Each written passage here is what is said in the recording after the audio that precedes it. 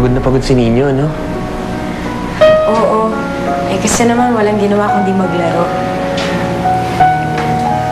Masaya naman, hindi ba? Oo. At, Dave, salamat ha. Alam ko na bonding time yung dalawa pero sinama niyo ako. Paano? Quits na tayo, ah. Pinagtanggol mo naman siya, eh.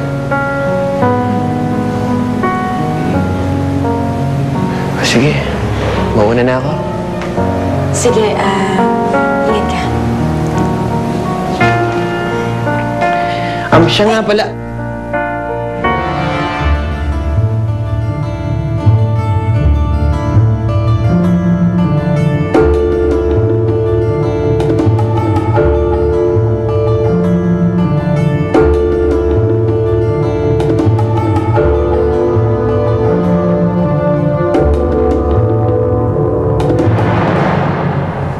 Nay, puno ang biyahe bukas, kaya sa isang araw na tayo makakaalis. Eh, pero, di ba, mas okay na rin na nag-e-empake tayo ng mas maaga. Saka, excited na rin akong makauwi sa inyo eh. Maganda ba doon?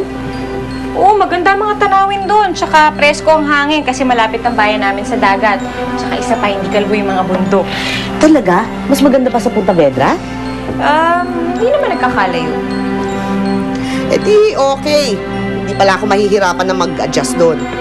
Pero Naya, sa Punta Vedra may kuryente. Sa amin, ilang bahay lang may kuryente. Oo nga ho eh. Doon lang kaya kami sa 3 bahay na nakikinood at sa bintana pa. Buti kung may maaabutan ka pa, siksika ng mga bata doon. Talaga? O eh, pag wala kayong mga panooran, ano ginagawa nyo? Naglalaro. Naku, ayan, si Paula madalas sa papagalitan ng nanay namin dahil kung saan sa nakakarating para lang magpaglaro. Patintero, naku, taguan, Chinese garter, kung ano-ano pa. Teka, champion yata ako dyan eh. Oh, eh, siguro, no? Minsan naisip nyo na sana hindi na lang kayo lumuwas ng Maynila. Simula nung namatay ang nanay, ginusto namin na mabuo yung pamilya namin, kaya kami lumuwas dito. Hindi namin alam na lalo lang pala kami magkakahiwa-hiwalay. O siya, tama na yan, drama-drama na yan. Ha? Di bale, pag alis natin dito at pagbalik natin doon, babalik na rin sa dati ang buhay natin. Simple lang, tahimik. Malayo na sa kaguluhan dito sa Manila.